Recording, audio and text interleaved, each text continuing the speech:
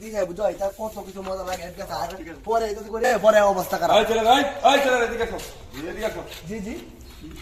তোমার বাবার নাম কি সত্তার তোমার বাড়ি কই এই তো ইসলামপুর মুরব্বী দেখলে কি আদব সালাম টালাম দেওয়া লাগে না আদব কায়দা শিখাইছে না জি কাকু বলে এসে আরেকবার থেকে উঠুন নেক্সট টাইম এরকম ভুল করবো না যাও জি জি জি জি স্যার জি স্যার সালার পুতে সালাম দরকার সালামটা ঠিক মতো আজকে দিয়াম ঠিক আছে হ্যাঁ ঠিক আছে শিক্ষার আজকে দিয়া লইলাম কাকু আসসালামু আলাইকুম